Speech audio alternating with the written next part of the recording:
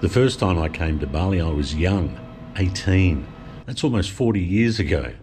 And I fell into the place fast, into the streets, the noise, the rhythm of it all. Days blurred into each other. Mornings saw the beach, afternoons disappeared in warangs, nights were long in bars. The next day found hangovers and strangers in your bed. They were crazy times. Bali has its own kind of gravity. It just keeps pulling you back. And here I am, pulled back again. I'm looking forward to seeing the doors, carved stone, worn edges, moss on everything. I've only just arrived and already I smell the air layered with incense, clove cigarettes, burnt rubbish, a hint of sewage, and that other thing that I can never quite name. On my first trip, I thought I had it figured out, that this feeling was something I could hold on to just by staying here. Turns out, it doesn't quite work like that. I told myself I could move on, but walking here now, I know that pull never quite leaves you. It's like I've stepped back into something that never really stopped. It's like Bali just waited for me. And Bali seems to know I'm here. It opens the streets for me. It knows I love the streets. It's always known I'd keep coming back. And I always knew it as well, of course. I've got no plan, no destination for the first couple of hours. I'll let the street decide for me. I'll just walk around Tuban for a while. I'll pass a warong I half recognise. The table's the same, worn and slightly uneven. I'd hate to think how much time I've spent in warongs watching the street. I used to sit for hours, still do.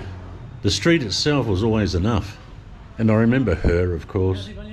We walked like this, no direction, just turning corners, talking about forever together. Forever. We were ambitious. But it doesn't sting. That's the surprising thing. It sits lightly now, like a good memory instead of something unfinished. I saw my reflection in the glass. Older, obviously, a few more lines, a bit more weight around the face and around the belly. But there's something else too, something I didn't have back then. Perspective. I notice more now, small things, offerings placed carefully on the ground, the way people step around them without thinking, the respect built into everything, a culture that permeates through it all. And Bali didn't stay the same. It grew, just like I did. There's more here now, more energy, more edges, more tourists, more cars, more money. But the core of it, the part that got to me the first time, is still right there under it all. And I think maybe that's why it works. It doesn't ask you to stay the same. It just kind of meets you at whatever point of life you're at. No, I'm not here to go backwards. I'm not here to find who I was. These days, I'm not looking for anything in particular. I'm just happy to be here. Hello, sir. How are you? Uh-huh. Bali holiday, yeah? Yeah, Bali holiday. Where you from, bro? Australia. Where the part? Perth. Perth? You know? Yeah, I have many friends before in Perth. Oh, really? Yeah, because before I'm big boy. Before you were big boy? Big boy. In Kuta? No, in Legian Beach. Legian Beach? Yeah. And what did you do to make you a big boy? Well, everybody knows you. Because I should be nice for all people in the world. Yeah, sure. Because Indonesia is a big smile. Yeah. Balinese have always a big smile. Because Australia is more friendly, brother. Sorry? The Australian people is more friendly. Oh, really? Thank you. Yeah, they know something. Yeah, exactly. Before I have friends, before they stay in Melbourne, but they already moved in Perth, in Really? West Australia. Uh-huh. And then they, before COVID, Yeah. before COVID, they send me every month for pick up to help you, to help Bantu. me for my daughter's school and my small. Yeah. What's your name? Adri, my name's Wayne. Adriano. Okay, brother. Bye. Ciao, Bella. Great guy. Apart from being grateful for being in Bali, I'm also grateful to understand I can make the choice to come back. People forget sometimes the idea that you have a choice. Life has a way of convincing you otherwise. And before long, you stop asking, what do I want? And you start asking, what am I supposed to do? That's the shift. That's where choice begins to fade. But it never actually disappears. It just sits and waits until you're ready. Because the truth is, you always have a choice. Not always an easy one, not always a comfortable one, but a choice nonetheless. You choose how long you stay, you choose what you tolerate, you choose whether you speak or stay silent. And over time, those choices, small, quiet, often unnoticed, begin to define everything. Your days, your relationships, your sense of self, your entire experience of being alive. It's not the big questions that shape your life, it's the little ones, the repeated ones, the ones you barely think about anymore. Choosing to stay in something that no longer fits, choosing to avoid discomfort, choosing safety over curiosity or experience. And it makes sense.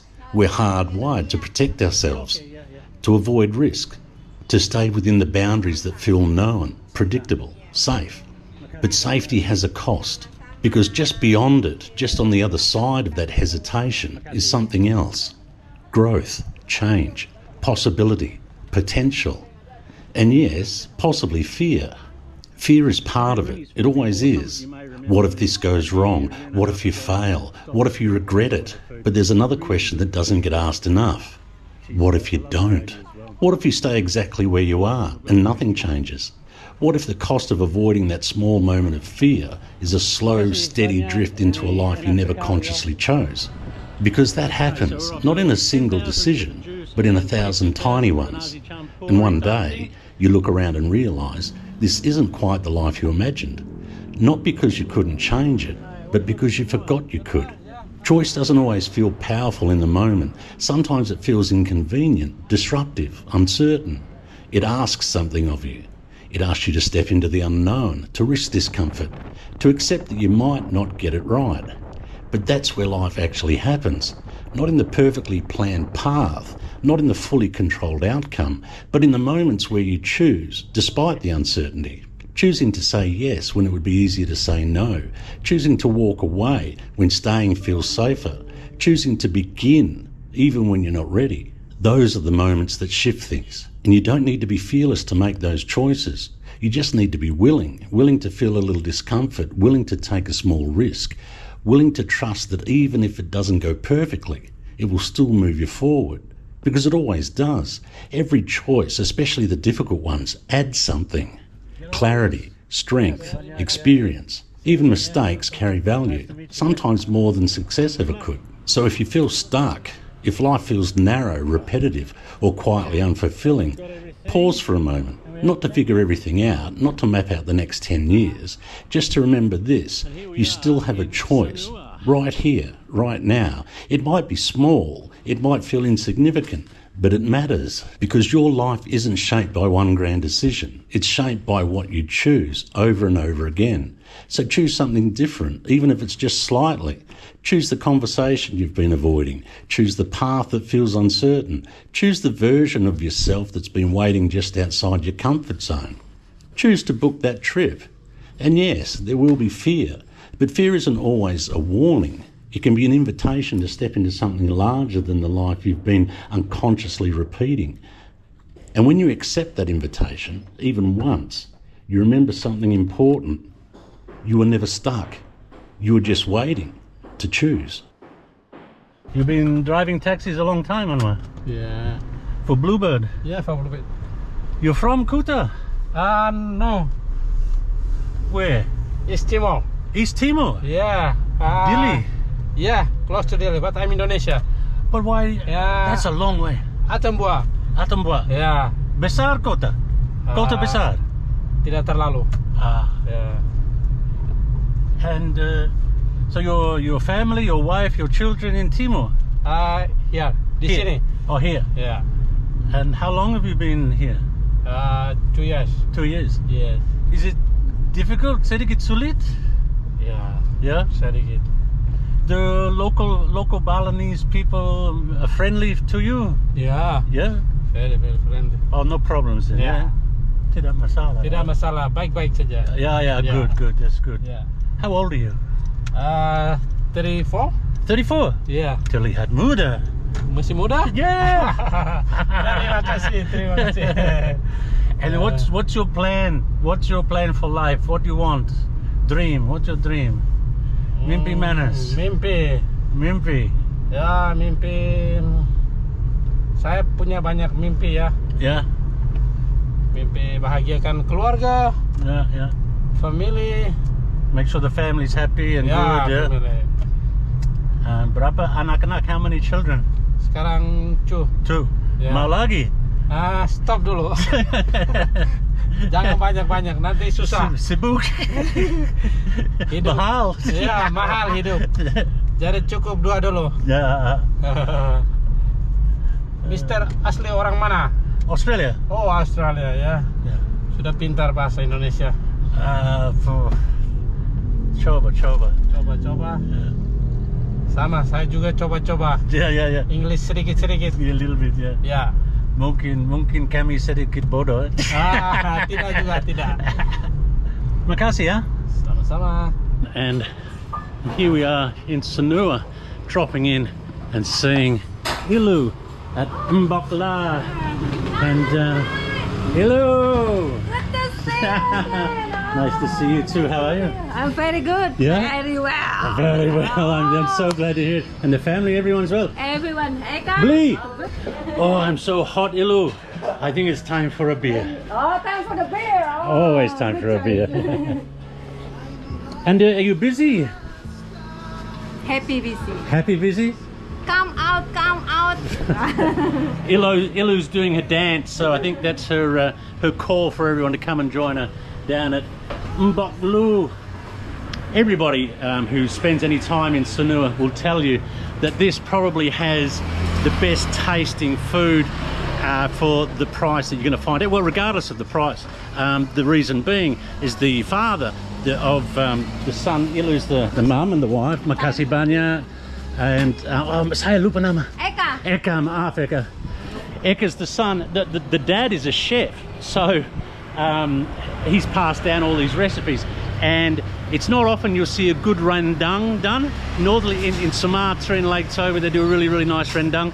This is the real deal here, which is really good. So yeah, it's worth coming out. Most people know about it anyway, but always good to give Ilu another plug. So good to see them. Just surprise you already in Bali. Sorry? Surprise me for you already in Bali. Yeah, I'm surprised I'm in Bali also as well, Yeah. Ilu. Yeah, I can't stay away, you know. I love the place too much. It's your food, Ilu. It's your food. Your food is so good that I have to come back. Thank you, Ryan. I'm going to sit down and have a beer. It's nice to be amongst the little temples again. Bali really does offer a sense of calmness and tranquility, I guess. The reason I'm so enamored by it, I think, comes down to a couple of reasons, a few reasons. I think initially it's that first mover effect, that first place that you go to when you're young and it turns the light on, it flicks that switch. And I think when you come to places for the first time as a young person, you're quite impressionable, and if you're inclined to sort of be drawn to travel and different places, that first place that flicked the switch, that sits really importantly in your library of experiences, you know. So I think first and foremost Bali did that for me. It flicked the switch. But moving beyond that, I think one of the things that brings me back time and time again is, I alluded to it in the voiceover, regardless of how much Bali changes, introduces technology and sort of becomes more modern, more westernized, and appeals to more Western types of thinking, the culture and the essence of the place permeates through all of that. You can be on a mission in Ubud and have to get somewhere important, and you could be late, and too bad if there's a procession or a ceremony coming down the main street, because all other things pale into insignificance compared to this connection to the earth and to the spirits and to the gods. And so yeah, I like that. I like that the place is staunchly holding on to its values and its traditions, and that makes the people retain that sort of, not naivety or innocence, but because of their belief system and what they uphold quite strongly, it keeps them in check, if I could use that term. So there's a very sincere and authentic kind of way about the Balinese which hasn't changed. Sure, they might dress differently, they might drive cars, but come that time when it's time to put on the sarong and go to the temple, everything stops. You know, their hierarchy of things that are important to them in their society is really quite solid, and their spirituality sits at the top of that pyramid, you know. It's been a long day for me. One of those days that sort of, I pretty much stubbed my toe on everything, and it didn't go as smooth as we like. Hey, how are you? What's happening? Yes. What are you doing? Yes. Yes? Yes. Busy, sibuk? Ya, sibuk sekali. Yeah. Mabuk? YouTube. Yeah. Suka YouTube? Ya, suka. Ya. I like YouTube. Keluarga di sini? Keluarga. Semua keluarga? Wah, bagus. Keluarga di Sanur. Nama YouTube-nya apa? Oh ya? Nama YouTube-nya. Sudah lama di sini? Sudah lama. Ya. Punya toko ini berapa tahun? Mungkin 20? Ownernya. Oh ya? Owner. Oh no. Yes. Makasih ya. Terima kasih.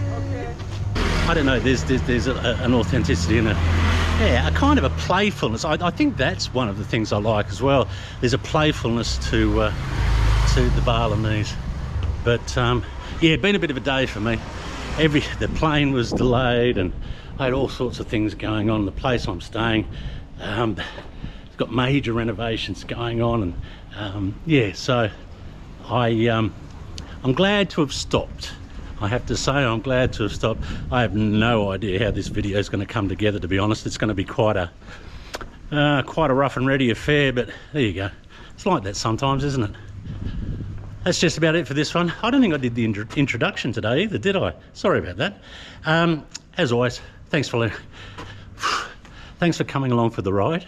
I hope you're well and happy in life and doing the things that you want to do. See you soon.